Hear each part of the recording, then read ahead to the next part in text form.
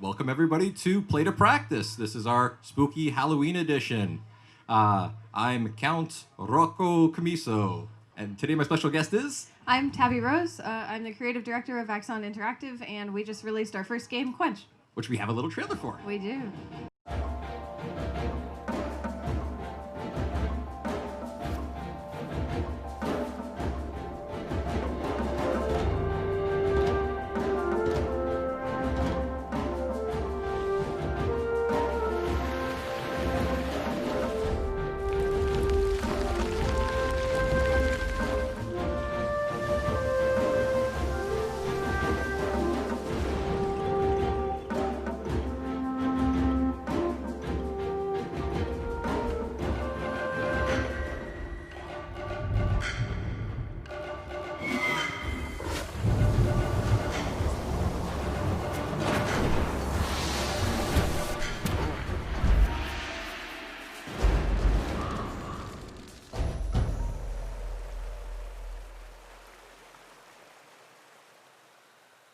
And our charity is actually still going on. So $1 from every sale of the game is currently going to charity water, which is pretty cool.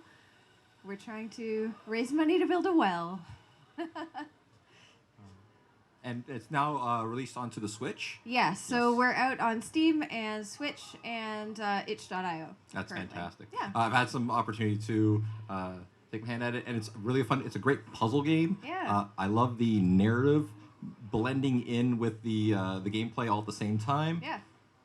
Beautiful art style, too. Thank you so much. Yeah, so it's basically like a puzzle god game. It's top down. You control the weather to help herds of animals, and they are trying to make a pilgrimage to the Elder Tree. So that's kind of where it's at. It's like a more narrative-heavy god game, basically. Yes. Yeah. Yes. What we're going to be talking about today is postmortems. The one thing is, what is a postmortem? A postmortem is after a game's completion or nearing the end, you get together with your staff and you talk about what went right, what went wrong, and what you're going to do for your next either project or sequel. We have a very famous quote by Shigeru Miyamoto: "A delayed game is eventually good, a bad game is bad forever." Really big on QA, really big on iteration. Mario 1, 2, not say Mario 2, Mario 3. What was the thing that everyone loved? They loved power-ups. Yeah. They loved enemies. They loved level styles. And we saw that. Super Mario World. We would see an iteration on each of those games and heavily focusing on the things that were great. And they would totally discard some of the less liked gameplay elements. Yeah. Yeah. Now we have another quote over here. This is Edmund McMillan. If you like Super Meat Boy, and also Binding of Isaac.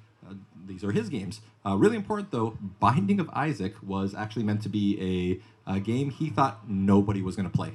So he put it together, he just released it to the world, no QA, and it picked up, and people started liking it. And he was like, oh no, we have to start fixing it quickly. And that's where this quote came from. The postmortem on Binding of Isaac was updated every day for 2 weeks during launch, and each time we thought we had solved all the issues, and each time they were wrong. Yeah. So Yeah, I mean, that's basically an example of a minimum viable product, though, right? Like, this is the idea of getting out a product as early as possible. It's one of the reasons that a lot of indie games go into, like, early access before they come out for real, or they release beta copies. And it's basically so that they can get as much feedback as possible, even though it's kind of painful to put your game out that early and have people looking at things that you know are not finished.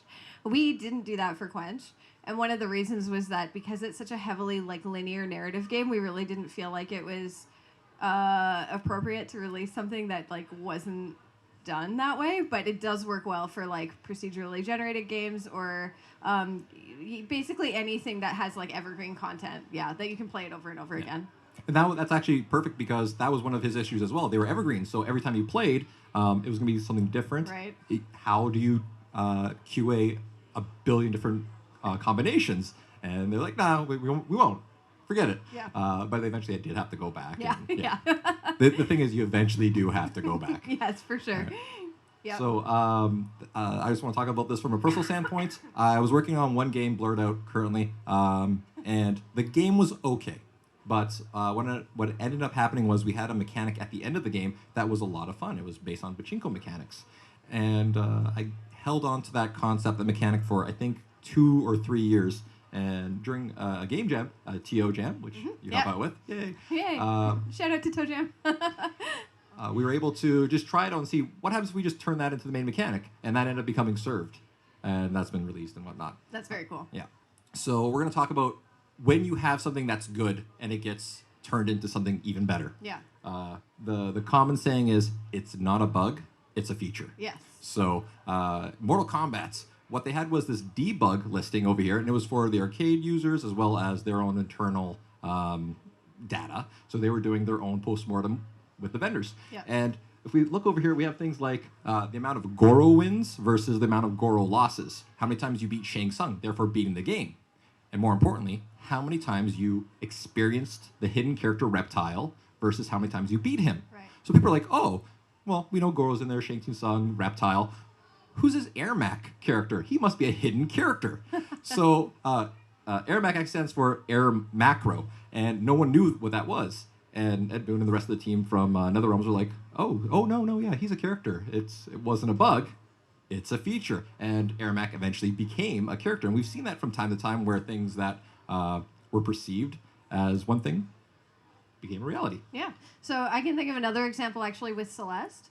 Their assist mode, which has been much talked about as a great like sort of accessibility and inclusion feature that they have in the game to make it easier to play. So I don't know if you're familiar with that mode at all, but it basically, so assist mode allows you to turn on and off specific feature or specific sort of like difficulty features of the game. So you can turn off stamina, for example, so that your character never runs out of stamina and falls off walls. It's a, you know, it's like a platformer, right? There are lots of other like little things that you can turn on and off in that, but it did start as again like a debug mode basically for the programmers, and they found that it was so helpful for them that they decided to release it to the world as like a, well, you know, if this makes it easier to play our very hard game, then go ahead. Like, why should we stop you? Why should we judge you for that? And that's how people actually got to beat the ending of. And it's gotten them a lot of press. Yeah. Like, it's been a really positive development for them, and it's something that a lot more developers are starting to like take into account now. It's something that we'd like to add. Yeah. Basically, assist mode features, same sort of thing to our game as well. We noticed during playtest, we haven't done this yet, but we noticed during playtesting at demos that when kids play our game, and we do want kids and parents to play together because it's like a pretty family-friendly game, but when especially young children played, we were at TCAF earlier this year, and there's this little girl playing. She came and said it was her favorite game, and her mom said she loves cats a lot, but the cat games aren't her favorite. The elephant game is her favorite. And so they had come back to play the game a second time after playing it like the first day. And she and her dad were playing together. And they got to a part in the game where an elephant died. It got set on fire in like level 3, which is the first time that you can experience animal death. And she started crying. She was like so upset about it. And she was like, "Daddy, fix it." Like she was like, and the dad was freaking out because he was like, "I don't know what I did. Like, can you help me?" So I walked them through it, and they walked away with a positive experience, which was great. But we took that sort of experience later, and we were like, well, why do we have animal health? I mean, it's useful for, you know, for the challenge of the game, and it's useful in normal gameplay. But why don't we have a mode where you just have, like a god mode, basically, where your animals can't die? We do have that as a debug feature. Like, there's literally no reason that we can't include it as a difficulty option. Some people only have played Doom ever in God mode. Yeah. Like, yeah. So, I mean, why not? Like, if it helps you get through an experience, especially, again, because we're like a story-based game, if what you want to see is the story, the gameplay should not get in your way of that. I just want people to play, so. I think that's a fantastic trend that we're going to start seeing a whole lot more of. I think so, too, Yes. yeah. Absolutely. It's not the only thing, like, it's not the only sort of, like, feature that has, or bug that's turned into a feature, I guess. There's some speedrunning stuff that's pretty funny in the game. If, like, I don't know if this will ever happen, if the game will ever be, like, popular enough to be speedrun, but when I was sort of QA testing toward the end of our production, there's a power that you can use in the game that speeds up your animals. So if you blow wind at their backs, they speed up, and that's one of the ways that you're supposed to solve puzzles or get away from enemies, is that you can like slow down enemies and speed up your animals. But I noticed we have a second mechanic that we put in because of a bug where if you if one of the front of your herd reaches a checkpoint, the rest of the herd will teleport there if they're a certain distance away. And the reason we had that is because our pathfinding is not perfect, and sometimes animals would get stuck on stuff. And we had to put something in to like mitigate that, because otherwise people would be like, that elephant's stuck and it's not moving, and I'm gonna try and use up all my powers like trying to get this one animal to move, and we didn't want people doing that. So we put this teleport mechanic in. And so one of the things that I noticed was that if you cast lightning near your herd, they'll get spooked and they'll like run in every direction. Well, you can use that if you have extra lightnings to cast lightning like near the front of the herd, spook the leader to the next waypoint, and then have everything teleport to that spot. And I'm like, it's brilliant. I really hope somebody finds this, because I was using it all the time by the end. That's very cool. You're totally just sheepdogging the whole thing. Yeah, exactly. Not the kindest way to get through, right? But definitely the fastest. Good to learn. But yeah, so it happens. Well, that's a fantastic feature you guys found through dynamic play. Yeah, basically. Fantastic, and that's what the team does. You say, oh, this works. Do we want to keep it, or do we want to lean into it? And that's a great part of a postmortem. Yes.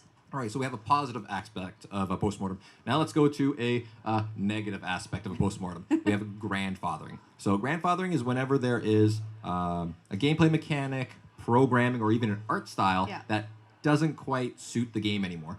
But the number one reason you should keep it in is it costs too much time, you spend a lot of money on it, or ego. Ego can be an issue as well. I'm not free from that. As the art director on the game, I definitely had like things that I pushed for that I wanted purely for art reasons that were maybe not the best decision ever, but I wasn't the only one doing that on the project either. And we all try to learn from our mistakes. But as an example of that, so our game started fairly simulation heavy, and it's a simulation based game. So all of the like nature dynamics and things that you're doing are based on underlying, there's like a hex map, and there's like underlying calculations of water levels and life levels and a lot of other things. So there were a couple of mechanics that we built out of that we thought would be really cool, but actually they play out way too slowly in regular play. So for example, you can use Quake on a fountain to break it open and fill a body of water, and that's like a pretty common action, trying to get water to places because you want your animals to get fed, and there's like specific objectives that are around that and whatever. But what we found was that it takes like, if you want to do it without getting big spikes of water, which we do get at like low frame rates sometimes, it takes a couple minutes for a body of water to fill up, and that's like way too slow for a player to even understand that that's like a cause and effect. So we had to cheat, and we ended up with a system that we used for a level where the water levels across the whole level rise and fall. It's like a flood level. Yeah. We ended up using floods like everywhere in the game that a water has to fill up, like a body of water, because it was like, it's fast and it's way easier and it was way more predictable than anything that we were doing. But the underlying mechanic is still there. Like, it technically does still happen, and we are still running into problems with it. And it's like, it's not perfect. Yeah. But we definitely did go too far. Like, we kind of ran out of time to like refactor all of that. So, and we had a similar issue with our fire mechanic. The way that fire spreads and starts and stops is very much based on like the biomass on the tile and how dry it is and like a bunch of other factors. We can't like explain that to the player at all. Right. Like there's no way for us to communicate to the player exactly how this mechanic even works. So like, oh, that looks, oh my goodness. We were like, why do we even have, like, why did we do all this work to put this in when we can't even like communicate it? If I had to do it all over again, and Jeff, who's our lead programmer, has said the same thing. If we had to do it all over again, we would fake it. Like, there's no reason not to fake it. It would have been so much faster, like both optimization wise and programming time wise. But oh well, that's fantastic. But that's a good lesson to learn. Fantastic. For sure.